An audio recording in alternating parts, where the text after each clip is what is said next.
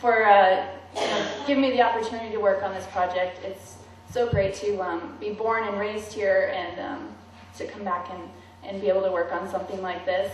I didn't ever really feel super informed on the events that happen here with the mine and asbestos awareness until working on this timeline and through these sessions and bringing in these awesome speakers that they've brought in. And so I just want to say a big thank you to these people that have worked so hard and got all this information together and edited it with me and again and again and again. So for the members that are taking the class, there are DVDs for you, and this is in like PDF format, so you can take it and look at it on your computer, and then if you would like a printout, get together with Rachel or myself, and we'll get one printed for you. So thank you to the Legacy members. You guys are awesome for all the wonderful work you put into this class. So thank you, and who's next? Tan.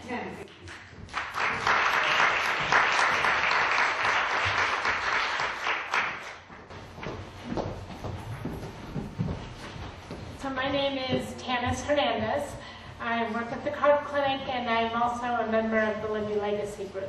So tonight my role is to introduce this evening's speakers. So I'm going to introduce all three of them and then they will each take a turn at the podium. So first tonight we'll hear from Curtis Noonan. He is an associate professor of epidemiology. Curtis received his PhD in environmental health with a specialization in epidemiology from Colorado State University in 2000. After receiving his PhD, Curtis worked as an epidemiologist at the Agency for Toxic Substance and Disease Registry in Atlanta. In 2004, he was hired as assistant professor for epidemiology in the Department of Biomedical and Pharmaceutical Sciences at the University of Montana. And in 2009, he became an associate professor. Dr. Noonan's laboratory at the Center for Environmental Health Sciences is focused on the human health effects of exposures to environmental agents. And he has been involved in Libby amphibole health-related research with the Card Clinic since 2005. After we hear from Curtis, we'll hear from Tracy McNew. She is the Card Clinical and Research Manager and started at Card in 2009, bringing experience in both nursing and nonprofit management. Tracy was educated at the University of Montana, where she obtained her master's degree in public administration. She manages the day-to-day flow of the clinical services and helps CARD to ensure that community and patient interests are respected in all research activities. She also concentrates on maintaining strong research relationships so Libby amphibole asbestos-related disease research can lead to better understanding, treatment, and prevention of disease. The Libby Legacy series will then be closed tonight by Les Nelson, who has been an active member of the Legacy group since it began last fall.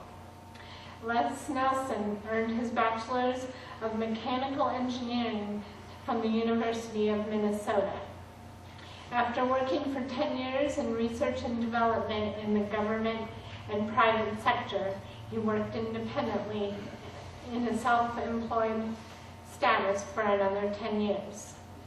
He then earned his Master's of Divinity degree from Pacific Lutheran Theological Seminary in Berkeley and has been a local parish pastor for 26 years until he retired in 2006. He is also currently Vice Chair of the Libby School Board of Trustees. And with that, I'll turn it over to Curtis.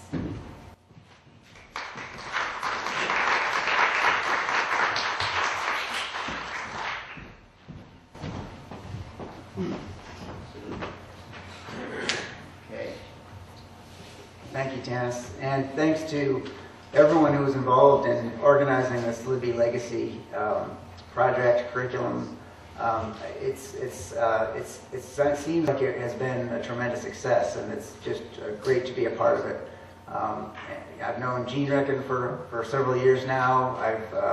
I've been receiving notes every week from Lenora Reckon, which is just, it's been great getting those notes of all of the Libby Legacy lectures, just to sort of keep apprised of what topics have been covered. So I hope I don't repeat too much of what's already been covered, but apologies if I do. And then I just met Rachel Reckon, so it's like the Reckon triple threat involved here in the Libby Legacy Project. And I understand many others are involved, and again, I just appreciate the opportunity to take part in this.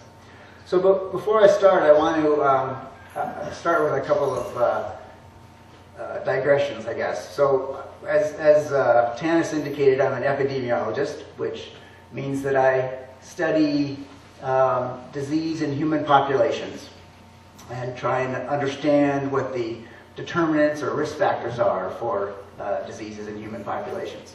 And typically someone like me will present data or give a talk at a professional meeting or an academic setting, and oftentimes we have data that we present, and these data are numbers on a page that are run through a computer, and then we get some results, and then we present those results. And oftentimes, and you know, I know that I do this, we speak about these data in the abstract as though they are just numbers on a page. But it's the rare occasion, this being one, where we get to share some data in a community from which those data are derived. And I guess I'm just bringing this up to acknowledge the fact that I understand it, that I understand that when I talk about these things, perhaps I'm not, perhaps I do speak in the abstract, but I do understand that I'm talking about actual people. So I just want to make that clear and sort of apologize in advance if some of the things I say may sound generic, and I know that not to be true in this community. The second thing that I'd like to say is that the study of disease and the science of epidemiology is all about, it's based on the principle that diseases are not randomly distributed in a population. So we know this to be true because not everyone has the same risk of getting a disease. And it's that particular principle that allows us to investigate disease and to try and understand what are the risk factors associated with disease, and to try and understand who might be at risk for certain manifestations of a disease, and maybe to try and understand what types of activities might be pursued in order to intervene and try and either prevent or ameliorate the disease process. So that's the basic principle. And so when I present data from human health studies, what I'm presenting are associations that are found. They're sort of, it's sort of the art of discerning patterns in a population. And so what happens then, of course, is that a given association which I may describe will, there are very likely many of you in the audience for which that association does not fit. And that's just the nature of this particular science, is that we're always striving to learn more and more about disease, and in particular very complex diseases like the health conditions that we will be talking about today. So that sort of leads me to this next slide, which is that research is sort of an iterative process. And this quote I sort of like. It's that came from a very recent toxicological review specifically about leviaphobal from the EPA. And they say a better understanding of the community health effects and the examination of the potential progression of adverse health effect in this community would benefit from additional research to establish the clinical significance of these findings. So the fact that research is sort of this continuous process can be quite frustrating, I think, for for a community. It can be frustrating for researchers as well, if you can believe that, because we all want answers to very difficult questions. But I will tell you that progress is being made. And in particular, progress is being made on answering some of the questions that we have about how this particular amphibole affects humans. And perhaps, ultimately, learning something about how to manage that and understand it better and try and help the human, or the population here in Libby. So, with that in mind, the way I approach this talk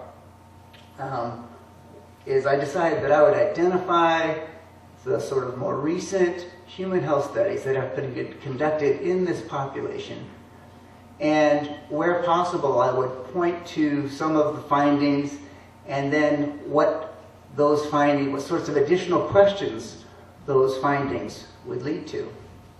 And in doing so, my intention then is to set the stage for Tracy, who will describe some of our, or not just mine and cards, but some of the research that's being conducted here at the present moment that is trying to tackle some of those remaining questions.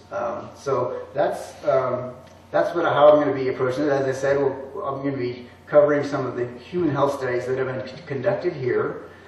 But I'm also going to be focused primarily on non-occupational exposures. And the reason for that is because that is one of the things that is quite unique about the circumstance here. There's been a lot of studies. In fact, most of what we know about asbestos is based on occupational exposures in, middle-aged or senior males. That's just sort of the nature of this particular contaminant, and because it's primarily an occupational exposure. But not here. It's different here. I'm not going to present these particular research studies in any chronological order. What I've done is I've sort of organized them into these groups. These are just the groups that I came up with last night as I was kind of putting this together. And so I'm going to be talking about the screening program, the original screening program. I know Dr. Black has talked about the current screening program. And then I'm going to talk a little bit about the relationship between some of the chest findings and the actual pulmonary function impairment. Then I'm going to talk briefly about some of these autoimmune findings. And then I'll only just barely touch upon some of the social behavioral science that has been conducted recently here in the community. And then you can look for these really ugly orange blots as we proceed forward, because whenever I sort of get to a point where I think a relevant or important question has been raised that needs to be tackled with some additional research approaches, I'll bring forward this very ugly orange blob. And as I said, when Tracy talks about some of the current research, even though we didn't coordinate this very well, which again is my fault because I didn't get this together in time enough, but as Tracy talks about, you'll see that a lot of the research that's being conducted right now is addressing some of these very important questions. And then finally, I just want to, I'll just make a few thoughts about how this particular issue extends beyond Libby.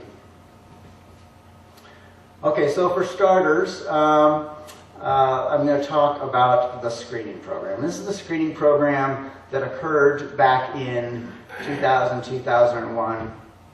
I will tell you that, I wonder if this works. No, it doesn't. That's right. I will tell you that this lead author and several of the additional authors on this paper worked at ATSDR when I worked at ATSDR. Ironically, when I was there at ATSDR, I didn't work on this particular Libby site at all. It was only until I had the good fortune of moving to Montana that I was able to meet some of the great people up here and work with folks on some of these questions.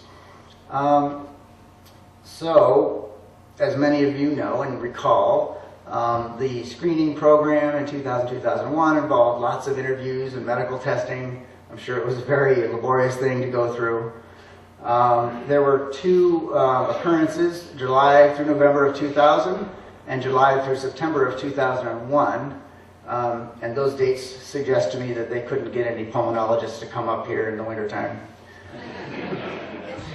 But I will tell you that, Jen, just knowing some of the physicians that were involved in this program, some of the public health folks that were involved in this screening program, it does strike me that some of the best in the field were involved in this, and as it should be. This, as you know, was a really dramatic public health emergency, even if only that was nominally declared just recently. Back in 2000 and prior, it was well understood that that was a public health emergency. So those who lived, worked, or played in Libby for at least 6 months before 1990 were eligible for this screening program. Over 7,300 people participated, which is pretty amazing. It's estimated that that's about 61% of the people that lived in central Lincoln County at the time. I'm not quite sure how you define central Lincoln County, but you probably know what that means better than I do. So what were some of the findings for that initial screening program in 2000-2001? Well, one of the things they found that when they looked at chest radiographs and looked for what they call pleural abnormalities or parenchymal abnormalities, they found that such presence of calcifications and plaques were strongly associated with age. And that's probably not too surprising. You can probably find that in the general population as well. Also, males were more likely to show evidence of these pleural abnormalities. It was also associated with body mass index. Also more common, and probably this is not surprising at all, but more common among those individuals who worked at the mine or in other job duties with W.R. Grace. And then this particular point, I think, was one of the more shocking, even though it had been anecdotally reported already, the fact that there were household contacts. In other words, people who lived with people that worked at W.R. Grace, and so this brought up the issue of that take-home exposure, if you will, and that was a pathway whereby some people were exposed. Residential duration, in other words, how long you lived in the community, was associated with whether or not a particular pleural abnormality was observed on chest X-ray. Also, there were numerous different pathways that were investigated. One that stood out back in this particular survey was if someone reported whether or not they had played in those piles, those famous vermiculite piles. And then in this particular report in 2003, they made some effort to try and evaluate what the impact of having multiple or combined exposure pathways would be on someone's risk of having an observed abnormality on chest X-ray. So this is how they depicted that. This is the visual of looking at, as we look on the sort of the horizontal axis, that's just an increasing number of cumulative exposure pathways, and these are, through various things, whether it be, vermiculite insulation in the home, or playing in the vermiculite piles, or having someone in the household that worked at W.R. Grace, or having some sort of history of military exposure, or other types of occupational exposures to asbestos. And so you can see that as those cumulative number of pathways increase, so too does the prevalence or the frequency of the number of people that in whom they observed these what they call pleural abnormalities or interstitial abnormalities. Now this is a good time to point out this sort of distinction here, and again, I know many of you know this already, but the type of pleural or lung observation that is more commonly associated with sort of adverse health effects associated with asbestos exposure are what are indicated here by interstitial, sometimes called parenchymal abnormalities. Those are the blue bars, the dark blue bars.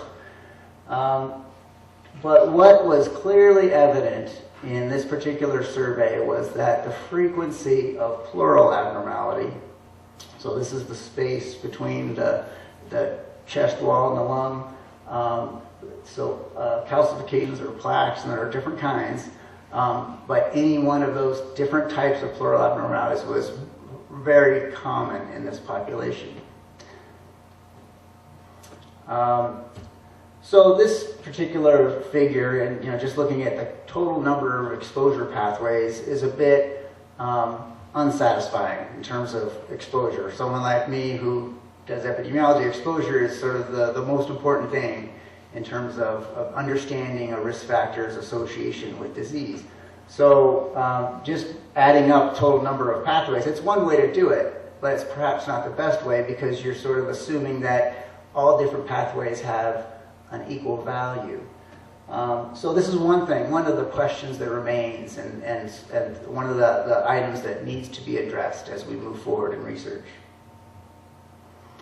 So also the issue of how do we look for some of these pulmonary abnormalities. And so, the screening survey from 2000-2001 was based on X-ray or chest radiograph. And then they would have what they call B-readers.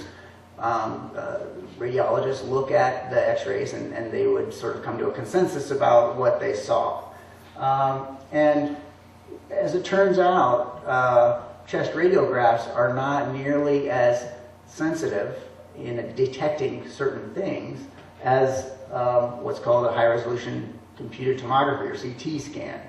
So a follow-up study was done on 14% of that original 7,300 persons that of the initial screening cohort that had some what they call indeterminate B reads. So in other words, this was where maybe there was just one of the radiologists said, yeah, I think I maybe see something, but the others didn't agree. Okay, so that would be considered indeterminate. And what you, and I apologize, you probably can't see this very well, but basically what that table indicates is that they were able to see for both occupationally exposed and non-occupationally exposed people that were indeterminate according to that chest radiograph. They were able to detect some additional pleural abnormalities by using this more sensitive CT scan. So they came to the conclusion that the HRCT, the high-resolution CT, may detect asbestos-related pleural abnormalities in people exposed to asbestos through either occupational or non-occupational pathways before the onset of clinical symptoms. So you can see how that would be a very useful tool to be able to identify early whether or not there was some sort of adverse health effect occurring in a given person. Unfortunately, in the case of this study, they were unable to calculate sensitivity and specificity for using the CT versus the X-ray. So they didn't have the right set of patients, and sort of looking at like individuals who are completely negative, for example, by chest radiograph, and then had a finding by CT. So suggestive of something, but certainly more would need to be done. And so, as you'll see, some of the research that's being conducted right now and the approach that's being used in the current screening program is to use these much more sensitive CT reads and then see how things occur or progress over time with patients. So, turning briefly to how does this affect lung function? So when you see these calcifications in the chest X-rays, what can we learn? What do we know about what someone's risk of having some sort of functional pulmonary or breathing impairment? And the conventional wisdom for what's called LPT, or localized pleural thickening, which is just a certain type of this, pleural calcification. This is the type of pleural calcification that would be what another term they use, circumscribed, or something that's it's got hard lines, and it's sort of described by that sort of fine definition of a plaque. And so the term they use for it is this LPT, or localized pleural thickening.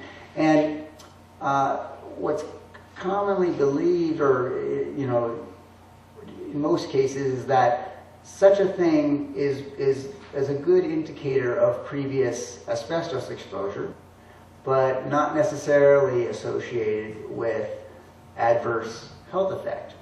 Well, this study that was published just this year suggests otherwise, and there have been some other studies that suggest otherwise as well, but this one, conducted again here in Libby, looked at some spirometry, which is just a way of measuring how well someone is breathing, and compared those, and so that was something that was measured in the initial screening program in 2000, 2001, and compared those to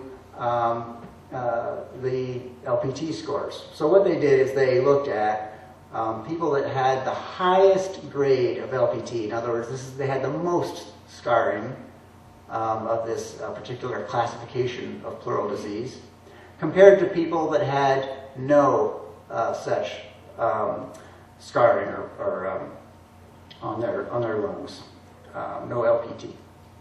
And then they looked at, well, okay, given that, if we compare those two groups, what is the likelihood or the risk that people are going to have some lung function impairment? And so one way to look at lung function impairment is to break it down into these sort of qualitative groupings. So the first row there is just normal, so there's no perceptible lung function impairment. And then it's gradated by mild, moderate to severe. And if you look at the far right of this table, you can see what are called odds ratios. This is just epi speak now, and it's just a measure that's used to describe increased risk relative to something. In this case, relative to that first row. So those who have just normal lung function. So what this is showing is that as we look at people with increased lung function severity, they're more likely to have be in that sort of elevated tier or severity of calcification in the pleural cavity. So this suggests, as I said, that in fact, maybe this LPT is not such an innocuous marker after all, that it does actually have some important impact on function and health. And so that raises a question, which we're actively pursuing, which is, does this pleural disease, is it different than what is typically encountered? And pleural plaques and pleural abnormalities are actually pretty common in the general population, and they occur for various reasons. But this is something that, in a circumstance where, maybe there's something else going on that can help us understand what is occurring in this population. So here's just more, and I hesitate to get into this too much because I really get out of my element of comfort when I start talking about these different classifications of pleural plaque and pleural disease. But I just want to point out that there are two very commonly accepted types, at least two, commonly accepted types and classifications of pleural abnormality. One is the LPT, which we've already discussed briefly. Another is something called diffuse pleural thickening, which the way I hear it described to me is it's a blunting or obliteration at the costophrenial angle. So this is the angle between the diaphragm and the lung cavity, which should be very sharp, but if you've got this sort of plaquing, then it's going to be blunted. And you can see that in both cases, for both of these types, we do see some additional risk for pulmonary restriction. That's just a certain type of pulmonary indication of a pulmonary problem. And so you can see that when people have a high level of either DPT, diffuse pleural thickening, or LPT, there seems to be an increased risk of that pulmonary restriction. As I said before, this is sort of not commonly observed for LPT, although it has some sort of lung function impairment has been observed for that diffuse thickening. So all this really is just to get to this point, which is that some of what I'm told by the people who know, and these are not only the physicians in town, but those that have visited and have worked with some of the patients at the card clinic, and what they see cannot be classically defined by either of these in terms of the type of pleural changes that are observed by that HRCT, that computed tomography scan. And so this leaves us with an open question: is there something else that is, not currently clinically or internationally accepted as a clinical definition, but is there something else that's happening here that we can work towards finding a better understanding or getting a definition of? So most of what I've presented so far are just what we would call cross-sectional data. So data that are based on that screening program in 2000-2001, where many community members and even people that used to live here came and went through that laborious screening process. And it was for one point in time, and so there was not an opportunity to see how things changed over time. This is just a figure from a paper by Alan Whitehouse, who many of you probably recall, did a lot of important work here in sort of bringing this to light, what was happening in the population. And he had a very unique opportunity to follow some of his patients forward in time. So this is a chart showing just people with pleural disease over a period of years, and he was able to calculate how much loss there was by these different measures of pulmonary function. Let's not worry about the detail of what each of these particular indicators of pulmonary function mean, but suffice it to say that he noted that over time, and again this was just with pleural disease, over time he did observe there was a measurable loss per year. Now I don't think he did any kind of specific or formal statistical analysis on this, but it just sort of indicates that that perhaps tracking patients prospectively is what is needed to really understand the significance of some of these chest findings. And that, this community does fortunately have the opportunity to do that now with the current screening program and the idea that this is going to be something that will be prospectively tracked into the future. So here's another thing, and again, this is probably sort of bad PowerPoint slide presentation here because this is something that I imagine in the back row that's incredibly difficult to read. But I'll just give you the gist here, which is that some investigators went back to that original screened population from 2000 and 2001, and they focused exclusively on those people who were children or less than 18 years old at that screening time. And so children were part of the screening program, although they didn't get the chest x-rays because of the concern about risk from x-ray, but they did do everything else. And so what they did in this paper is they tried to look at these children. So these are people who may have been exposed through various pathways as children, which is important because we know that the lungs continue to develop all the way, in some cases, up to the age of 2021. So is that developing lung at particular susceptibility to adverse effects, even at low levels of exposure? That's the question they were trying to ask here. So, so they did not find extremely strong findings for an association between exposure and pulmonary function impairment, but they did find some evidence of increased risk of particular respiratory symptoms, self-reported, and primarily that. But it does raise the question of, what are the risks that are associated with early life exposure? Now, keep in mind, these were people who were children in 2000, 2001, so their time period of exposure would have been primarily in the 90s and maybe some in the late 80s. But that we know, just based on the history, the timeline history there for Libby, that the exposure levels, probably, at least in terms of the mining activity and some of the other opportunities for exposure pathways, would not have been as great as people say who may have been exposed back in the 40s, 50s, 60s, and then perhaps left. So again, this is another study that's currently ongoing to try and investigate some of that early life exposure and see how it affects people after a longer period of latency. Autoimmunity, I better check how I'm doing on time. Okay, I better get rolling here.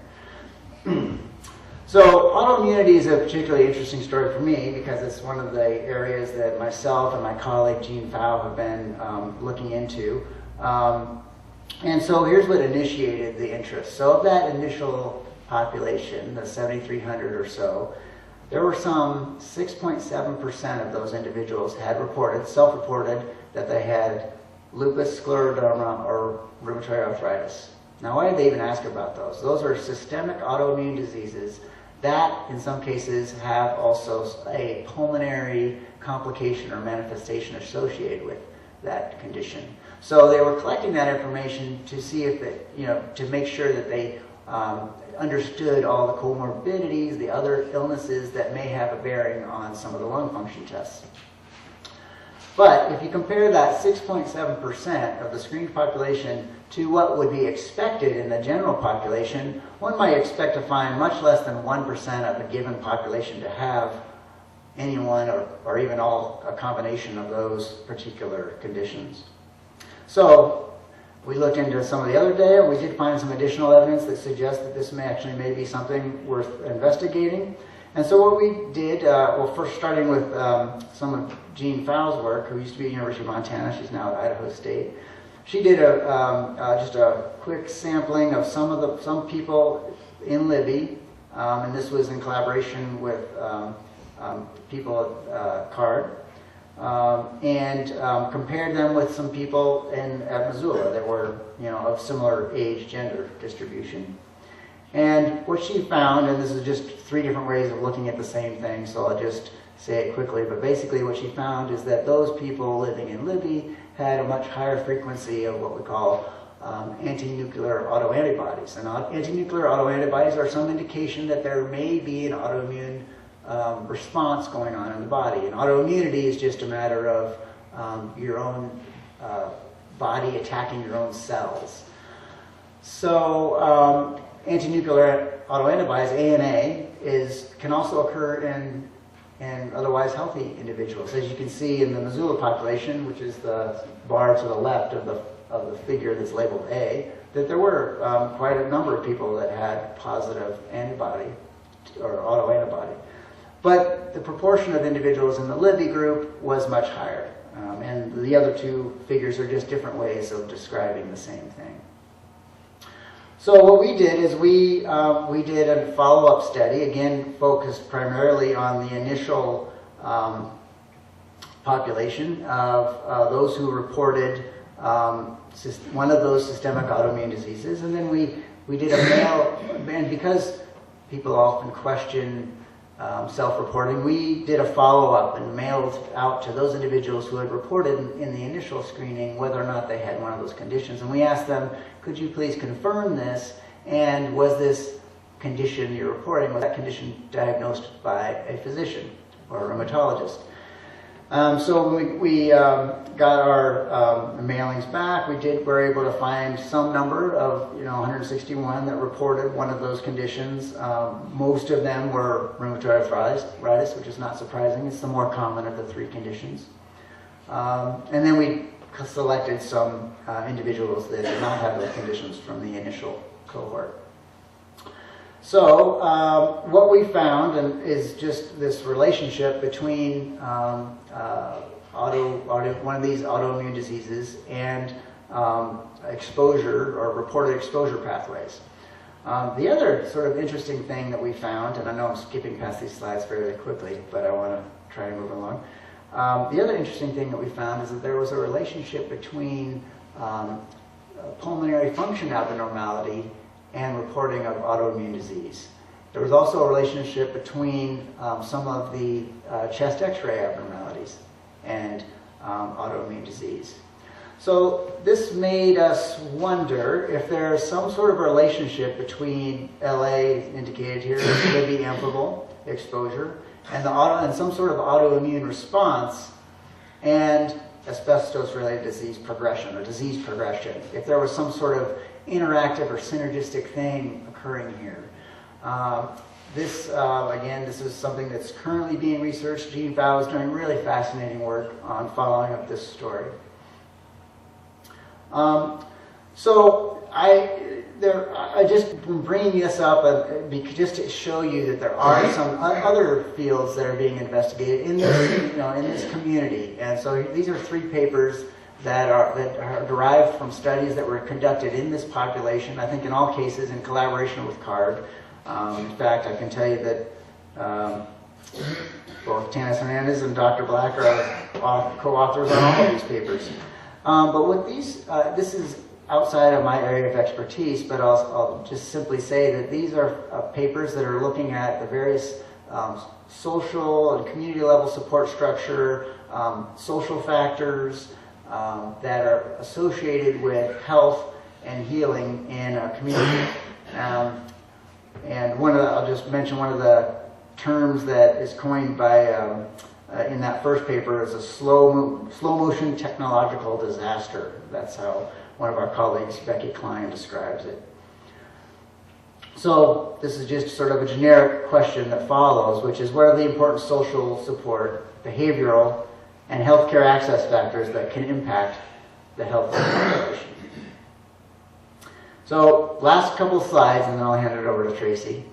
And I just wanted to sort of wrap this up by giving my thoughts on where this goes from here. I think work, research, and healthcare will continue to be the primary things that are occurring here related to Libby amphibole and health. But there are some potential far-reaching impacts of what's happening here and how that could inform other communities or other individuals, both in the U.S. and abroad. So I came up with 3 examples. One is just looking at, you've probably seen a figure like this before. These are what are indicated as the phase 1 sites. So this is where some of the vermiculite material was transported. And these are indicated as phase 1. There will be 28 different sites in the United States where most of the material was shipped. If you want to see a better figure, if you look back at that timeline that Jody prepared, she's got a great figure there that shows that there are more than 200 such sites throughout the United States. So all of these sites then, of course, have some degree or another similar questions associated with whether or not communities were also exposed in a similar fashion, clearly not to the extent that we find here in Libby, but perhaps some risk nonetheless. Here's one such area. This is in a Minnesota site. This is an area that received and processed a large amount of vermiculite material. And some investigators at the University of Minnesota, along with the Minnesota Health Department, conducted a community survey, in some ways similar to the screening study that was done here, where they contacted people who lived around this particular plant, had them do chest X-rays, etc., and tried to determine if there was, if there was some higher occurrence of pleural abnormalities in this population. And in fact, that is exactly what they found. To some degree, they didn't have as large a power or significance to be able to observe these associations. But you know, they do find similar things. So this is one way. What we learn here could have an impact on places like this and throughout the country. Another area that I'm sure you're aware of is that, you know, a great deal of the product from here went into attics throughout the United States. And one indication here is that during each year of the 1970s, it's approximated that 53,000 tons of vermiculite were installed in U.S. homes. So this is one of those areas where it's hard to even know the magnitude of this potential problem, if it is in fact a problem. And there are different perceptions on that. There are different beliefs on whether or not it's a problem. But it is there, and that picture on the bottom is just showing that, well, if you've got vermiculite in the attic, and this was one of the exposure pathways that was screened for in the initial screening program here, but if you do remodeling or if you access that attic, then you may be exposing people in the house. So that's another potential for reaching beyond Libby. And so here's another one, and this is just sort of an interesting connection that occurred a few years ago. I know Gene Recken was involved in this connection. Minamata, Japan is an area that experienced a very tragic exposure. The bay was contaminated. There was bioaccumulation in the aquatic biota. People and humans were affected. Without getting into all the details of that, several decades later, they've got this Institute of Minamata Disease. They've made a lot of interesting progress. And so, you know, I know Gene, as I said, and others were involved in sort of a sister city exchange with this community. Beyond that, just an interesting item that I learned about recently from one of our colleagues, Becky Klein. She was recently at a meeting where they were talking about community responses and social support for communities affected by the BP oil spill. And some of the same sort of, you know, social behavioral constructs that she and colleagues at CARD investigated and reported on in the literature, she noted some of the very same things in some of these communities. So this is just another example of where things that we learn here in Libby can reach far beyond to other communities as well. So with that, I'm going to turn over to Tracy McNew, and she will guide us through some of the current research that's being conducted in the community.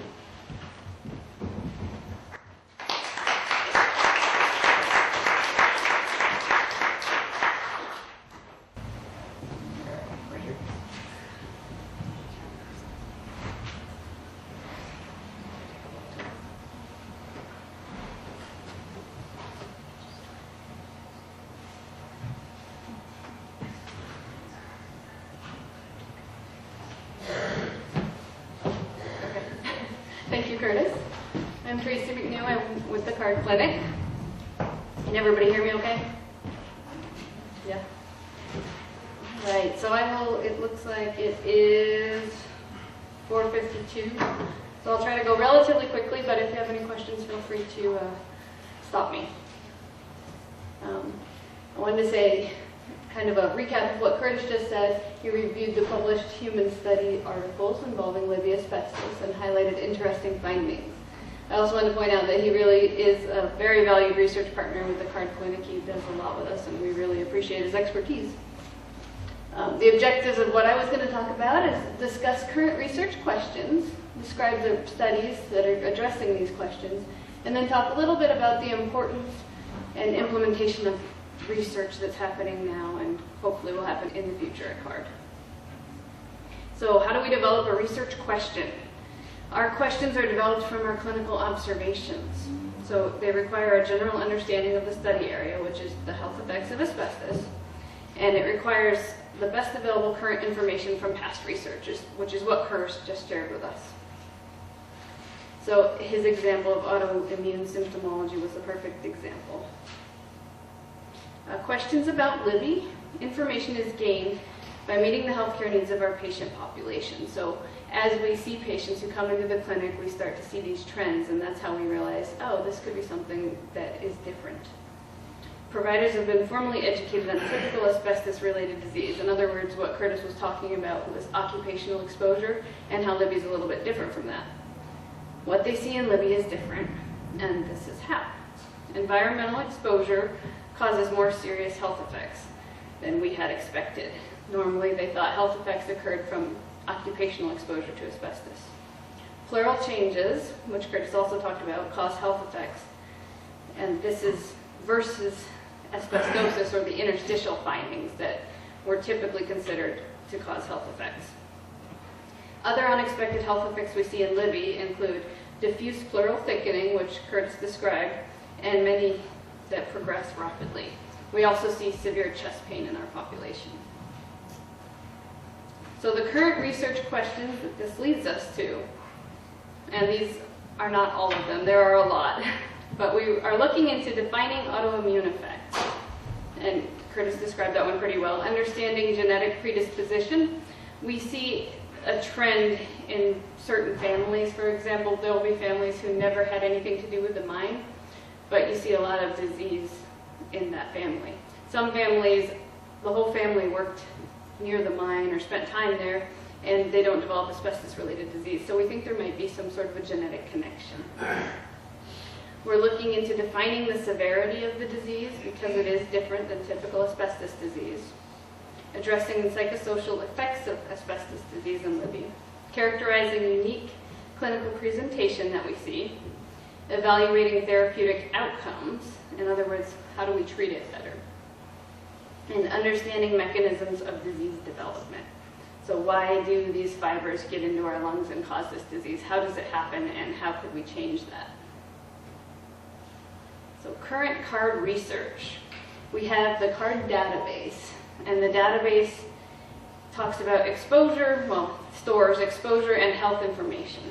Almost everybody who comes into the CARD clinic is offered the opportunity to participate in our database.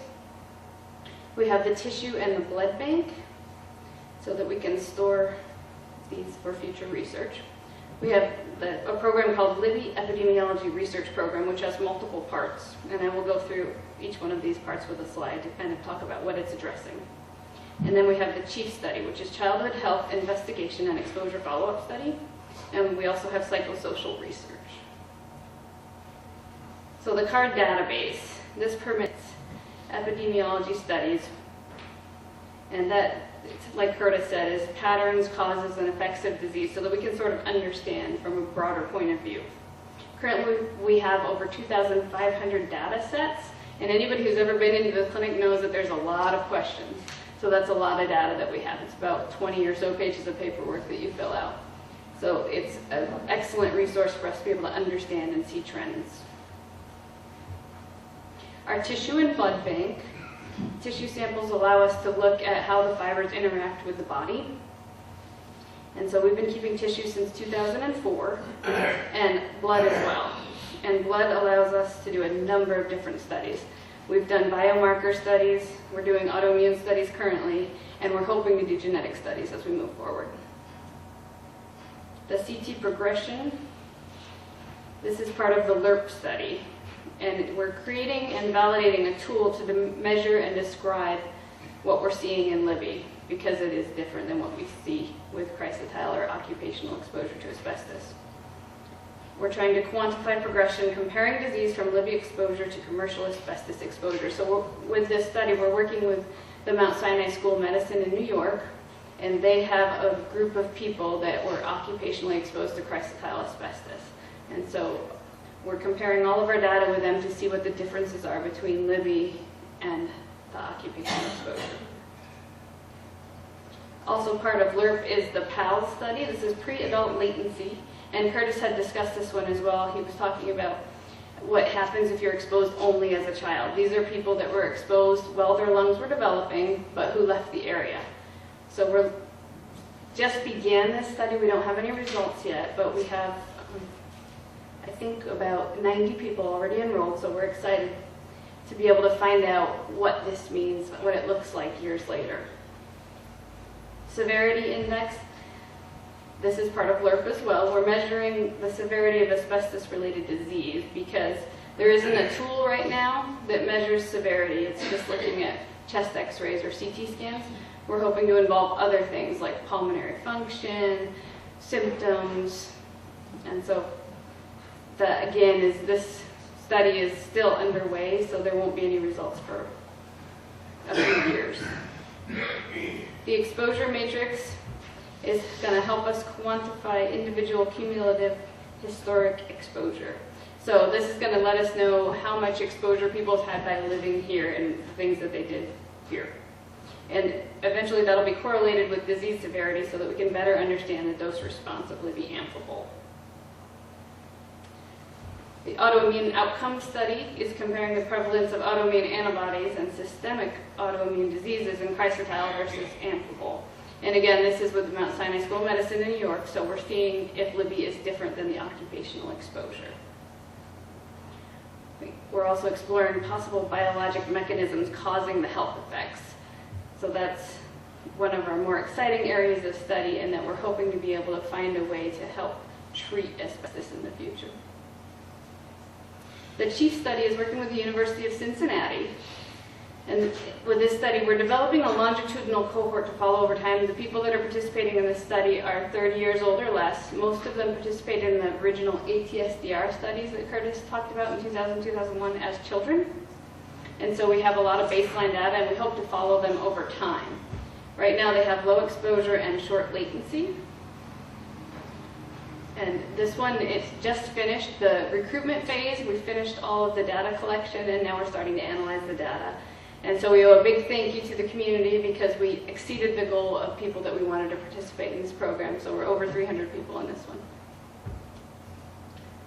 The other part of the research that we're doing currently is psychosocial research. So we've learned from focus groups of like experiences, and like experience means a group of people that were diagnosed or a group of people who are family members of those that are diagnosed. And it's revealed a community stigma related to asbestos disease that resulted in a lack of social support. Psychosocial adjustment may be affected not just by disease severity, but also by magnified by experience in social environment. Importance and implications of asbestos research. So this is kind of the second part. And those were our current studies that we're doing, and it's a lot of reiterating what Curtis said. We have a lot of questions to be answered, and we're working hard to try to find the best way to go about those. This is more what research means to Libby. So the second part is going to talk about what we do, how we do it, and why we do it. So research is investigation or experimentation aimed at discovery and interpretation of facts. And although research is really complicated based on the things that you saw up here earlier, it really is, at its very basic level, is very simple, and this kind of shows us why we do it. Oh, look at that, you rub two sticks together and you find fire. So the overall goals of research at CARD and in Libby are to, of course, improve treatment, prevention, and diagnosis of asbestos-related diseases. We also want to identify community and individual needs to provide the best possible resources for individuals affected. And that one kind of goes back to more psychosocial research as well as the scientific. And lastly, we want to build knowledge that can be used by others outside of Libby. And Curtis did a great job talking about who those others are.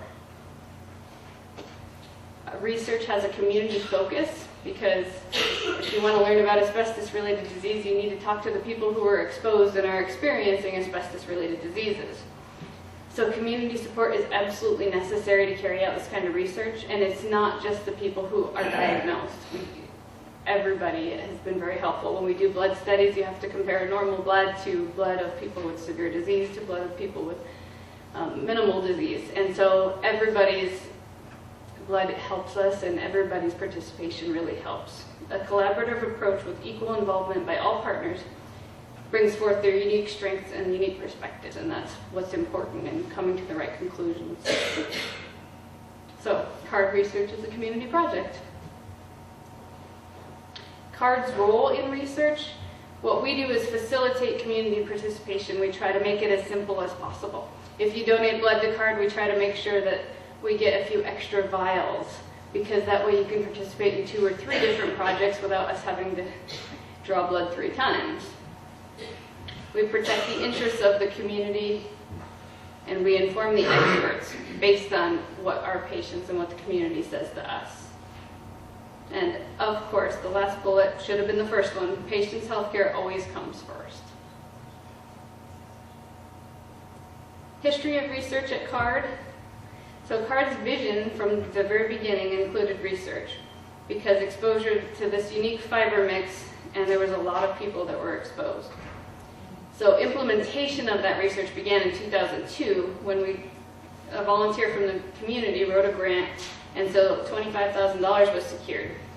So 2 research meetings were hosted, and it kind of set the research agenda for CARD. In 2004, the Libby Area Development Council grant funded infrastructure improvement, which helped us get the blood banking and the tissue banking off the ground, and that's where our freezers and that sort of thing came from. So over that time, CARD has grown from 3 employees to 22, supported by both patient healthcare and research activities. This is the overall cycle of research. So we start, number 1, with unanswered questions, and then finding funding opportunities, submitting grant applications. Then your grant applications get reviewed and scored. Sometimes you have to resubmit. Eventually, funding gets awarded. You implement the project, conduct the research, analyze the data. You get results, and then, like Curtis said, research begets research. So you learn something, and then it makes you think of something else, and you keep moving forward. So right now with the LLP project, we're in the research being conducted phase, whereas with the Chiefs project, we're in the data analysis phase. We also have a few projects in the grant application phase. So research is only done with informed consent. There are things called institutional review boards, which are federally mandated, and they're there to protect human health. And ethics committees, basically, is what they are. So they approve and they monitor all of our research projects, and we report to them on an annual basis. Participation in research is always voluntary and will never affect your ability to receive health care. And confidentiality is maintained. In research projects, we use study ID numbers so that to protect your personal information. When results are published, we don't ever use names unless people specifically are willing to, or it was a individualized study. It's always general trends and correlations. Who pays for asbestos research? So it's primarily funded by government agencies. A lot of the ones that Curtis talked about were like ATSDR, they did the research. Also government grants to academic institutions pay for a lot of research. The LLP and the Chief study that we currently have are both grants to academic institutions. And there are also private and corporate grants that you can get to fund research. So how do we translate research into positive change? The research grants are awarded to, well, the ones that we currently have are awarded to academic institutions who partner with CARD. So we don't carry out all the research, the academic institutions do, and we are the community liaison. So results are presented in the community. They're presented at national conferences, and they're published in peer-reviewed academic journals. This publishing in the peer-reviewed journals leads to scientific results that are used for program development, policy analysis, establishing best practices, and of course more research. So that's the thing that we're really moving towards, is we want to get this out there in the scientific literature and then move on from there. Our academic research partners, this may not be a complete list, but I wanted to give you an idea of who we've been working with to do this research. So Curtis is, of course, the University of Montana. We also have Montana State University. Here we have Idaho State, which was Gene Fow. Becky Klein that he was talking about is Kent State. We're working with National Jewish. We've worked with the University of Cincinnati in Ohio and some others. So opportunities that arise from research is allowing for a means to act, like giving blood after a disaster. It's nice to be able to have something that you can do and go help out. Research also promotes active involvement in the community and informed risk management. It builds Libby's legacy to be a positive model for community response to disaster. And it has state-of-the-art science right here at our fingertips, which is pretty neat. And I know that this is Libby Legacy, and you're all aware of that, but it's something that a lot of people don't realize. We really do have state-of-the-art science right here in our hometown. It improves control over lives and the environment, like knowledge is power. And active public participation improves community health and economic outcomes. So opportunities for research they really do improve our community.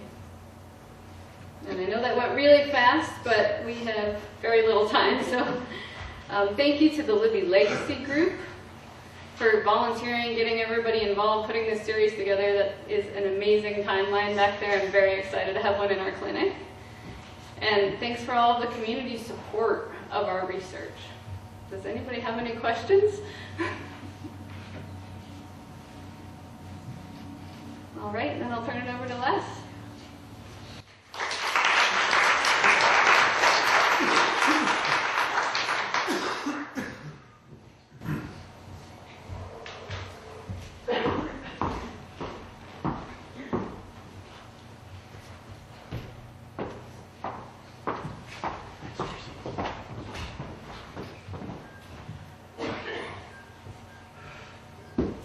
So, we've come to the 9th and final presentation of this Libby Legacy project.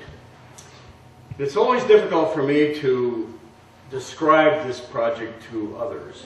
We're not an organization with officers and bylaws and all those trappings.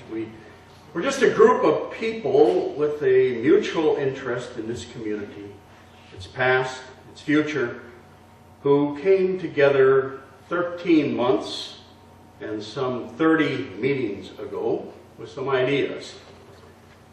I noticed recently that my computer file on Libby Legacy has over 200 emails on it at this point. It was truly astounding the way this group came together. The creativity and the mutual respect for those in those meetings was just so fertile that one could savor it. Libby Legacy members included Sandy Matheny, who was our facilitator and sometimes mediator, Kirby Mackey, our superintendent of schools, Rachel Reckon. Rachel's an archaeologist and cultural resource manager for the Kootenai National Forest, Tanis Hernandez, you met earlier tonight, the outreach coordinator for the Center for Asbestos-Related Disease, CARD. Jeff Gruber, you've heard from him. Jeff is a local high school history teacher and a local historian. Jean Reckon, high school science teacher and CARD board member. Paul Lammers. Paul was formerly the Libby project site manager for CDM Smith. Lenora Reckon, who is our school district gifted and talented coordinator. Mike Syrian, the EPA remedial project manager for Libby. And yours truly, the village curmudgeon. Other contributors to the project were Jody Gillen Turk, who did this marvelous, took this timeline from this to what is out there in the entrance. If you haven't looked at it, stop and look at it. It's a marvelous production. Thank you, Jody. Pat Pizzelli, Flathead Valley Community College, Lincoln County Campus Director, has been with us a lot. Linda Rodriguez-Newstrom, the EPA Information Center Coordinator. We had a panel of 3 minors at our 3rd module, our 3 former employees, Bob Marazzo, Bob Beagle, and Leroy Tom. We appreciated their input from a worker standpoint. All of this technical setup, Dean Harriet, we couldn't have done it without him. But a lot of government people sitting in from time to time. From the county, Nick Raines, from the Lincoln County Asbestos Resource Program. From the state of Montana, Larry Scusa from the Department of Environmental Quality. John Podolinsky and Carolyn Rutland are both environmental science specialists with the Federal Superfund Bureau. From the federal government, we had Rebecca Thomas, EPA Remedial Project Manager from Denver, was here frequently, Libby Falk and Karen Edson from the EPA Office of Communications. And we've had other presenters during these modules. Dr. Greg Meeker, geologist with the U.S. Geological Survey. Marvelous presentation tonight by Dr. Curtis Noonan, epidemiologist from the University of Montana. Deb McKean, who's an EPA toxicologist. Bill Murray spoke last week. He's the overall director for the Superfund remedial programs.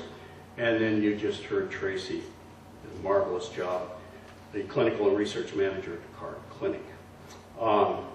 I just want to thank all of you profusely who have given so much of themselves, their time, their creativity to this project.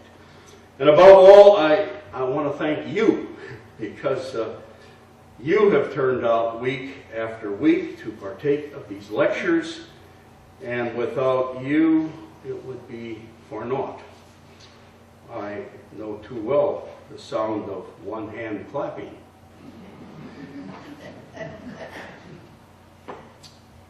It was, I believe, the African-American theologian James Cone where I first heard the question, how are you going to know where you're going if you don't know where you've been? And that has been the impetus for the Libby Legacy Project, to look at where we have been in order to better understand where we are going. To take an honest, objective, unemotional as possible, look at all of the geological, historical, medical, sociological, and governmental aspects of vermiculite mining and Libby amphibole in all of its ramifications as a significant part of Libby's history and legacy. And to own and to embrace, yes, to embrace that legacy as part of who we are and where we have been. Because only when our children have done that, can real healing begin. As with the grief process, if we become stuck in denial or anger or bargaining or depression, we cannot move on to acceptance and to a new vision and hope. We've seen through this series of presentations how something that can start as a bright promise, like this marvelous material of 1,000 uses and the industry built up around it, can turn and deal a devastating blow to a community such as ours. However, no catastrophe is all negative if we heal and grow and learn from the experience. When our legacy group contemplated how our community might deal with this vermiculite experience, we recognized, bluntly, that some of us old dogs may be beyond learning new tricks. Well, nature takes care of us. It's called death. So our focus must be on the children and the youth.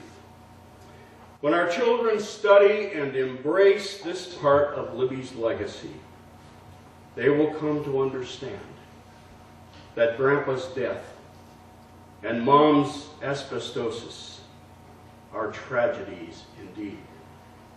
But they will also be encouraged to find solutions for tomorrow. And that's why we appealed to teachers especially with this series, that they might own this legacy and incorporate it into the curriculum they teach at every level. The fact that fully 1/3 of our public school teachers engaged in this process is certainly encouraging, and I believe is strongly to be commended. However, that's not the only positive source of hope I see in this enterprise. I mean, I found tonight's presentation just filled with vision and hope and possibilities. The research that's being done at the University of Montana and right here at CARD. CARD's very presence here. And in fact, through this project, I've become aware of some small asbestos-related businesses that have sprung up in Libby and Troy that I was not previously aware of. A week ago, some of us were sitting around discussing some ideas for, a potential institute that might logically come up here in Libby. Here's where it belongs. Well, it may sound terribly cliche, but it still has a kernel of truth. You know, when life deals you lemons, get out the lemonade stand. So where does Libby and the Libby Legacy Project go from here? Well, that is to a very large extent up to each one of you in this room. What will you do with the information gained here? We'll certainly want to use these recorded presentations to reach a larger audience, maybe another third of our teachers. I can imagine students in science, math, history, social science, art, and music involved in learning projects using ideas that their teachers gleaned from this project. I've used the word embrace several times, and I do so very intentionally. When confronted with something of overwhelming proportions, one can try to ignore it, deny it, hide from it, or one can face it, own it, embrace it, and yes, heal and grow from it. I hope that the Libby Legacy Project will help do that for our community. I thank you for your participation and for your very kind attention.